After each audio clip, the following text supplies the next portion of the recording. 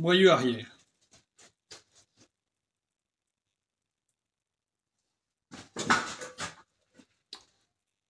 Photo de l'autre fois, vous reconnaissez. Donc, je vais vous expliquer un peu ce que j'ai fait. Pour commencer, j'ai fabriqué un faux roulement. Donc, un faux roulement, naturellement, il est bien fabriqué. Moitié qui vient. Oh. Bon, ce que j'ai fait, j'ai passé un coup de lime électrique à l'extérieur et à l'intérieur pour qu'il y ait du jeu sur mon roulement pour pouvoir le monter et le démonter facilement. J'ai utilisé des moyeux en fonte d'une autre provenance que j'ai usiné pour les adapter sur mon faux roulement, enfin sur mes roulements. Hop.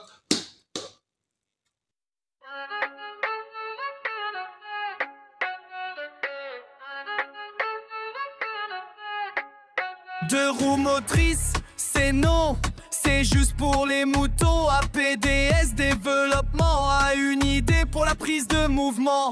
4x4 obligé, autrement c'est à pied la Twingo pour projet. Mais la liste est longue, un jour je les terminerai. Coupe soude en tongue, fraiseuse, perceuse à tout va. Tournage, collage, on survivra. Alu, ferraille et récupération, allez, action. Pas de copro. Pour ceux qui doutent de la solidité de la pièce en fonte, l'anneau, il n'est pas épais.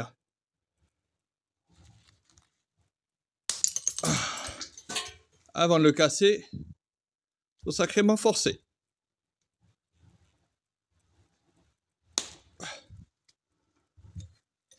Pour une pièce toute fine, celle-là, j'ai usiné un tout petit peu plus gros, parce que j'ai fait une passe plus fine de finition. Sacrément dur. Hein. V'là la hauteur que je lui ai mis.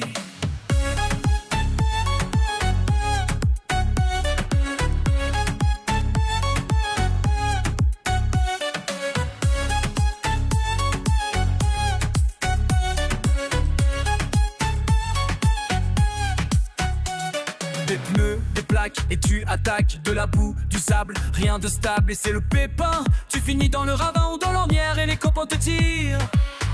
Plus la photo fière, souvenir. Pas compromis, v'là la hauteur que je lui ai mis.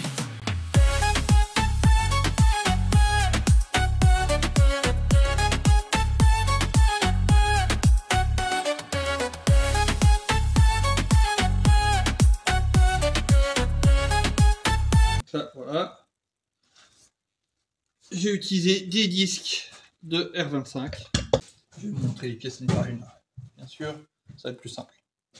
Donc j'ai utilisé ça. C'est un moyeu de golf.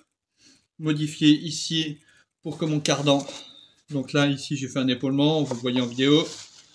Pour que mon cardan, ici, il vienne bien se mettre dedans. Donc là... J'avais un épaulement ici, donc j'étais obligé de faire un épaulement. Et j'ai fait un autre épaulement à cause des cannelures qui viennent ici. Donc il reste encore une grande longueur de cannelure. Je sais pas si on voit en vidéo. Je sais pas si vous arrivez à voir. Donc il reste une grande longueur de cannelure hein, quand même. Mon cardan, naturellement, il se monte. L'écrou ne dépasse pas. Hein. Mais... il y a une bonne longueur de filetage. On voit bien, il n'y a pas de souci.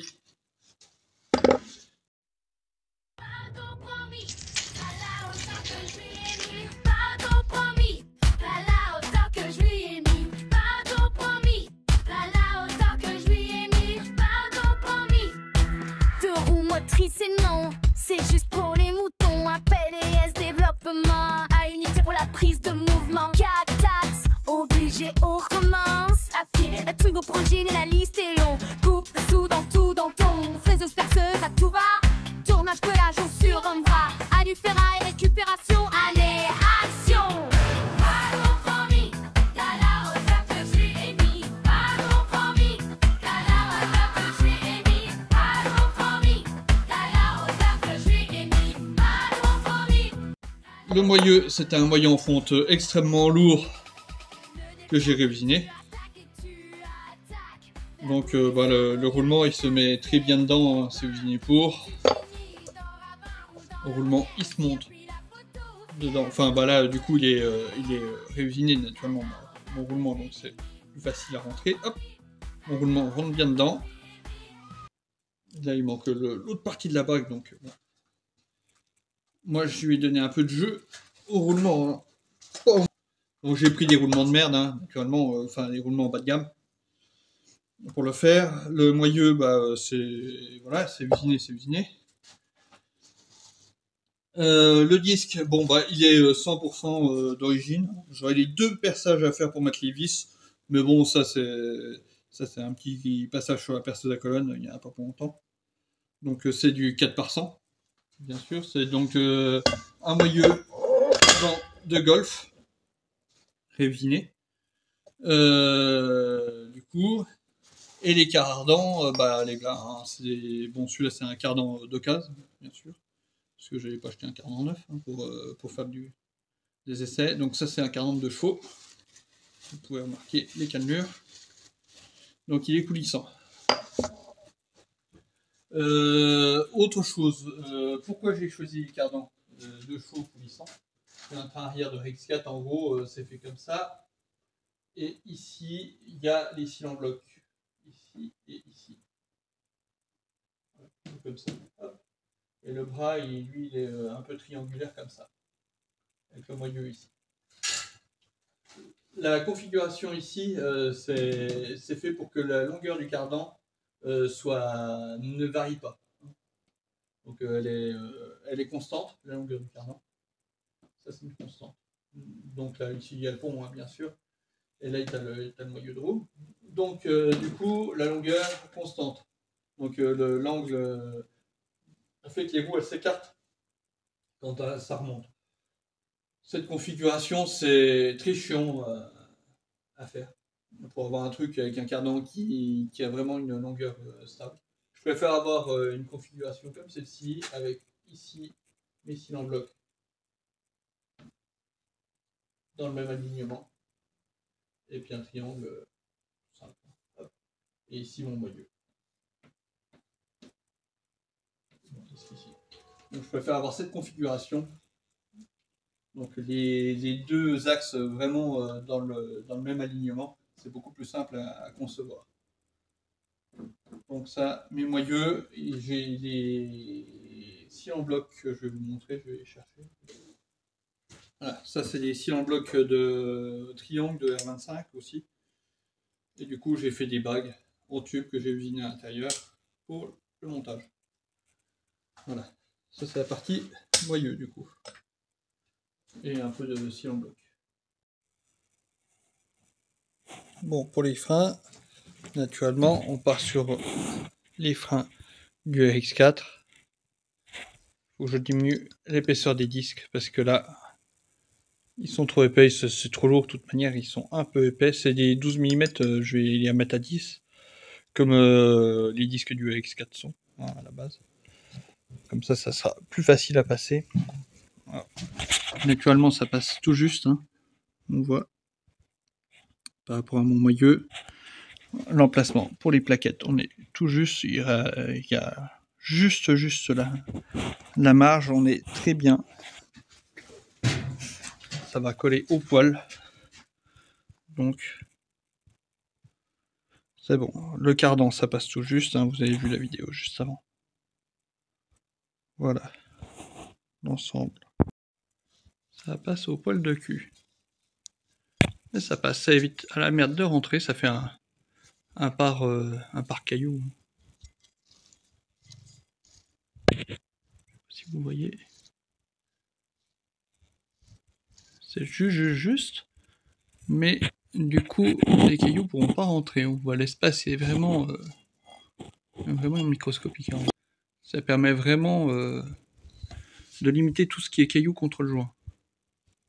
De l'autre côté, bah, le joint il n'est pas accessible non plus. Hein. Donc voilà. Voici donc qui clôt le chapitre moyeu.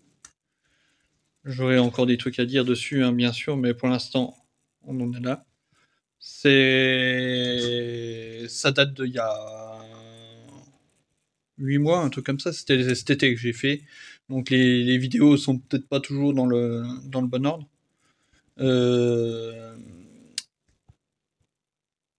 Du coup, les vidéos d'usinage, voilà. Ça date de cet été, hein. Il y a une paire de mois. Prochaine étape, vous montrer le moteur, la boîte dans un morceau de caisse. Donc ça, j'ai déjà fait, hein, ça c'est fait, mais bon, j'en garde un peu, bien sûr. Et il faut que je fasse un support un peu plus costaud pour pouvoir le bouger correctement. Voilà. Donc c'est pour ça que là je vous le montre pas. Ça, pour l'instant, il y a rien à voir quasiment. Juste ce morceau voilà, en place. Donc ça c'est la prochaine étape à vous montrer. Donc ça, pour ça, abonnez-vous. On verra ça dans quelques semaines. Voilà. Histoire de finaliser un peu le support moteur, puisque là il y a juste il y a juste une patte, hein. Juste un bout de ferraille qui tient. C'est pas vraiment une patte. Donc, voilà. Qu'est-ce qu'il y a d'autre? Pourquoi j'ai utilisé la fraiseuse? Oui, bêtement, hein, parce que pour taper dans des cannelures, le tour, ça déglingue. Enfin, quand on tourne dans des cannelures, on déglingue les plaquettes. Là, j'ai utilisé une fraise carbure croqueuse pour taper dans les cannelures, ça va tout seul. Et pour ébaucher dans la fonte, comme on l'a vu directement, pour couper une collerette, pour justement faire des essais de résistance, c'est beaucoup plus facile de le faire à la fraiseuse. Voilà. Donc pas de tour ce coup-ci, que de la fraiseuse. Naturellement, hein, bien sûr, j'ai passé le comparateur avant d'usiner mes moyeux. Ça serait dommage sur des pièces neuves en plus de bousiller. Qu'est-ce qu'il y a d'autre? Il restera l'épaisseur du disque à réduire, puisque là mon disque pour l'instant est trop épais. C'est un 12 mm, j'aimerais bien le repasser à 10. Rien que pour une question de poids, et puis mes étriers sont prévus à la base pour les disques en 10. Donc autant rester sur du 10. Surtout qu'il y a quand on fait le calcul d'où on va, il y a 2 mm qui se promènent entre ma portée de moyeu et ma portée de support d'étrier, donc c'est parfait. C'est les 2 mm qu'il faut que j'enlève pour que le disque soit bien centré dans le truc. Donc voilà. Donc sur ce, je vais vous souhaiter une bonne journée et puis à très bientôt sur la chaîne. Allez, à bientôt.